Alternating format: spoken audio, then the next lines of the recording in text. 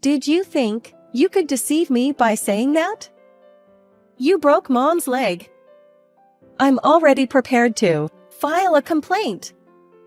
When I returned from shopping, my husband was standing there with a stern look on his face. He told me that Vanessa, my husband's mother, had broken her leg and would be in the hospital for an extended period. Furthermore, he claimed that the cause of her broken leg was my fault. He refused to believe my elementary school-aged son's statement, claiming that even though he had been with him the whole time, he couldn't trust his words. My husband resorted to violence because I refused to acknowledge Vanessa's injury. However, at that moment, a visitor arrived, and it was the police. And then, it was my husband who was taken away by the police, not me. My name is Zena, and I'm 33 years old. I'm a family of 3, including my husband, Pal, who is 4 years older than me, and our 3rd grade son, Kay. I work as a caregiver, while my husband is employed at a company. The way we met was through a mutual friend who introduced us. A friend who was worried about me, seeing how exhausted I was from work, introduced my husband to me, thinking it might be good for me. My husband was a man with kindness and a nurturing nature, yet he also had a strong side that he occasionally showed. I had complete trust in my friend's introduction. We got married a year after meeting, and soon after, I became pregnant with our son, Kay. It all happened so quickly, and now he's already in the 3rd grade of elementary school. During that time, there were no elements that made me dislike my husband, but something happened those triggered feelings of disgust toward him. The trigger was the sudden death of Walter, his father. His parents lived nearby, and we maintained a good balance between keeping our distance and enjoying a harmonious family relationship. However, everything changed due to his sudden death. The reason was that Vanessa began to cling to my husband and son like a stalker after her hatband's sudden death. Vanessa seemed to be unleashing emotions that had been suppressed by Walter all this time. Since my husband was originally an only child, it seemed that he had been spoiled and pampered by his mother since childhood. However, upon getting married, my husband decided to prioritize our own family and chose to distance himself from his mother. My husband had a thorough discussion with his father, who assured him that he would act as a mediator with his mother, and he indeed fulfilled that role. Thanks to Walter, we were able to live our lives with minimal interference from Vanessa. Now that Walter has passed away, there is no one to restrain Vanessa. As a first step, she moved to a single-family house where we live. I'm getting older too, and with your father gone, living alone is very lonely, isn't it, pal? That's why I've decided to live in this house too. On that day, without any prior discussion, she moved in. Since her belongings had also arrived, and due to her assertive statements, my husband couldn't bring himself to say no, so we reluctantly accepted living together. I worked mainly day shifts as a caregiver due to the nature of my job, but I had night shifts a few times a month. When I had night shifts, I used to prepare pre-made dinners and the next day's lunch for my husband and Kate to eat. However, as soon as we started living with Vanessa, she insisted on doing the cooking herself. Feeding Pal and Kay cold meals. I couldn't say anything when she said that. My night shifts occurred about 4 to 5 times a month, and it seemed like Vanessa was eagerly waiting for those nights. It wasn't clear whether she saw it as an opportunity to have my husband and Kay all to herself, but Vanessa would prepare an excessive amount of food, including my husband and Kay's favorites, on my night shifts. She seemed to be intentionally filling the refrigerator with leftover dinners, almost like a form of harassment. Furthermore, Vanessa would prepare sweet treats as dessert, hoping to please Kay. However, Kay didn't like sweet snacks. On the contrary, Kay preferred savory snacks like rice crackers and salty appetizers as opposed to sweet treats. And with the awareness that Vanessa was trying to get close to me in my absence, he understood her intentions clearly. He didn't sweeten his attitude towards her and generally responded with indifference. My husband, while recognizing that Vanessa was going overboard, was held back by the fact that she was his mother. He couldn't muster the strength to confront her firmly and settled for moderate responses. Vanessa still seemed unaware that she couldn't control my husband and Kay as she wished, according to her own vision. Vanessa's love for my husband and Kay was blatant, and conversely, her strong dislike for me was also evident. She often engaged in subtle but malicious acts of bullying, making it clear that she despised me. For example, after I finished vacuuming, I would hear a loud noise coming from the storage room under the stairs a little while later. When I went to investigate, I discovered that Vanessa had emptied the contents of the vacuum cleaner all over the hallway. This was a sign of her redoing things, and if there was even a speck of dust left in the corner of the stairs, she would always empty the contents of the vacuum cleaner, so I never had enough time, and other household chores couldn't progress. When it came to laundry, we never washed our clothes together with Vanessa's items. If she had her own preferences, she could have washed her clothes separately, but instead, she seemed to take pleasure in wasting time by separating laundry. Cleaning and laundry were already quite challenging due to Vanessa's behavior, but when it came to meals, it was even worse. "What's this salty miso soup? I can't drink it. The rice is too hard. I feel like my teeth will break. Normally, sweet omelette is what you should have. And why is there no grilled fish and nori for breakfast? That's unacceptable." She never held back her complaints. "Mom, Zena makes breakfast even though she's busy. If you're going to complain so much, either you can make it, or you don't have to force yourself to eat." My husband tried to help. However, Vanessa responded calmly, "I'm saying this for Pal and Kay's sake. How can they go through the day eating such an unappetizing breakfast? How can they go through the day eating such an unappetizing breakfast?" She never intended to prepare her own meals, but she kept criticizing the food as if she were an expert, which infuriated me even more.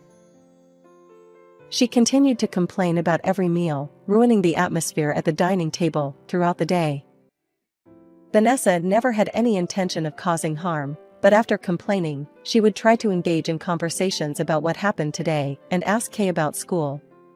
However, since my husband and Kay were on my side, we would mostly just brush off her remarks. Still, she persisted as if she didn't care and continued talking.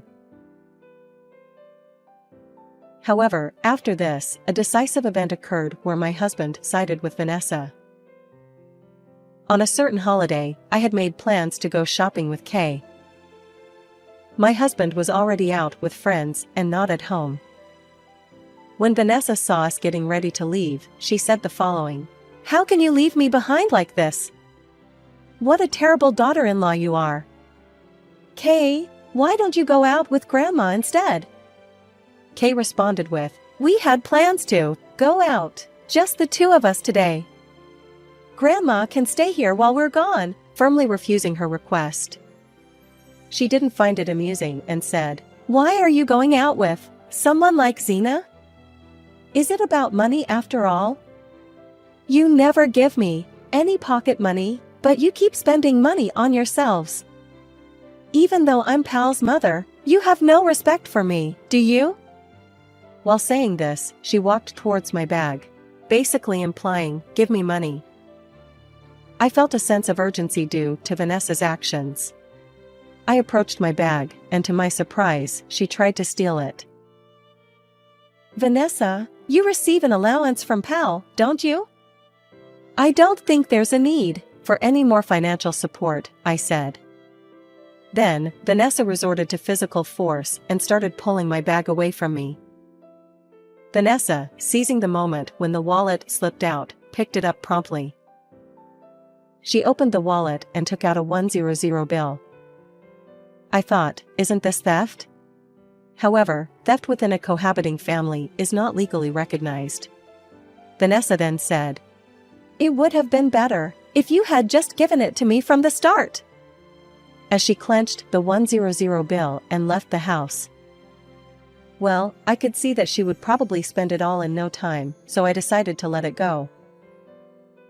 I apologized to Kay for showing him something I didn't want him to see and said, "I'm sorry, Kay. Now, let's cheer up and go out." I tried to be as cheerful as possible. Kay and I had a great time at a shopping mall not too far away. We enjoyed our time together, and I bought him some new shoes and clothes to accommodate his recent growth. When he wanted to wear the new shoes right away, I obliged, and he happily skipped around in them, clearly pleased. Afterward, Kay accompanied me for a little bit of my shopping, and for lunch, we went with his choice, having ramen. "Wouldn't you prefer a kid's meal or something?" I asked. "I'm already a grown-up, and I want something hearty," Kay responded. Maybe his taste buds were maturing faster than expected, or he was inheriting an adult's palate, but I couldn't help but feel a bit nostalgic about his growth. I had plans to enjoy a stylish meal like omuras or hamburger steak personally, so I was a bit disappointed. As I was thinking about this, my phone rang. It was a call from my husband, so I thought it might be something urgent. When I answered, he said, "Where are you right now with Kay? Come back home quickly."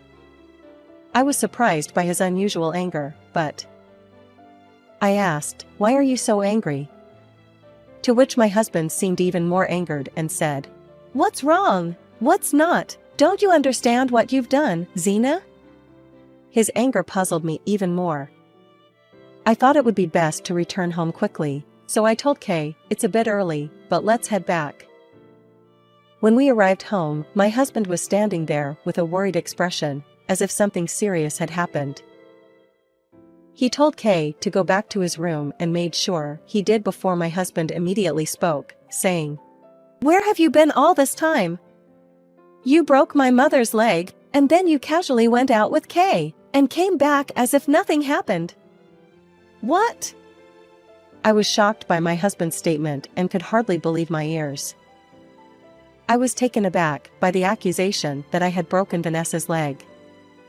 How could this be? I work in a profession where I care for people's lives, and I would never intentionally harm anyone. What are you talking about? I have no idea what you mean. So, you thought you could deceive me by saying that? You broke my mother's leg. She's at the hospital claiming that you did it, and filing a police report against you. Is my husband really thinking that I did something like that? He completely refuses to listen to my side of the story, and I felt so sad. I've always been shopping with Kay, just the two of us. It's true we had a little argument with your mother before we left in the morning, but we haven't seen her since. Ask Kay. I responded, my tone becoming stronger as I was wrongly accused. Can't trust what Kay says.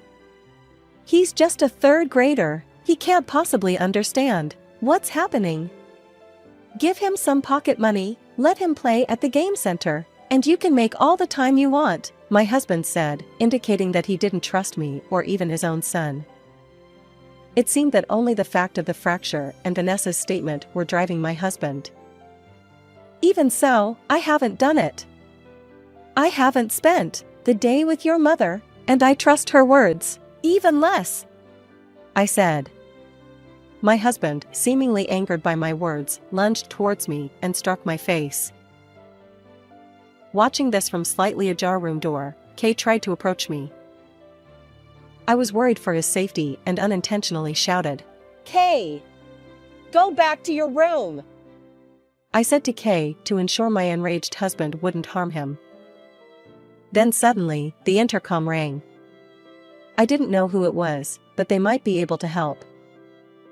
I was near the front door, so I opened it, only to find the police standing there.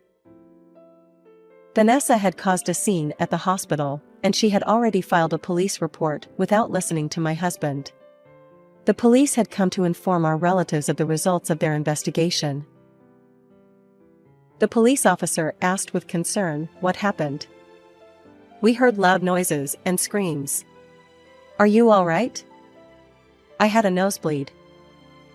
My husband, upon seeing the police, seemed to regain some composure, but was still quite agitated. "Did you hit this woman?" Well. At that moment, a voice came from the children's room. "Dad hit Mom." Kay summoned the courage to say, "Dad hit Mom." Worried by the lack of response from the adults, Kay said it again, this time louder.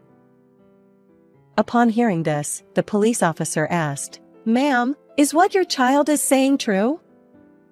I nodded quietly in response, and then the officer went to the living room to ensure the safety of both me, who was almost done bleeding from the nose, and Kay. My husband and the police officer also came to the living room, and the police officer said, "Regarding the matter with Mr. Powell's mother, we have conducted an investigation. She claims that it was done by you, Mrs. Zena, but there is no evidence of that anywhere. Are you suggesting that my mother is lying? She insists that she was pushed down the stairs by Zena." My husband responded with excitement, but the police said, "We believed there was a high possibility of an incident, so we quickly investigated it. We found security camera footage of the staircase where it appears your Vanessa suffered the fracture. We rushed to analyze it, and it shows that your Vanessa didn't get pushed, she fell on her own." The video started playing, and as my husband watched it, his complexion gradually worsened. To our surprise, the video showed Vanessa deliberately jumping down the staircase without attempting to land on any steps. Furthermore, the police continued, "Your mother appears to have checked her surroundings nervously before jumping. Isn't this indicative of something she didn't want others to witness?" My husband stammered, "This can't be my mother lying to me. They were investigating based on her claims of being injured, but it has led to this conclusion. We'll wrap up the injury case, and we'll arrest Mr. Powell here for assaulting you, Mrs. Gina.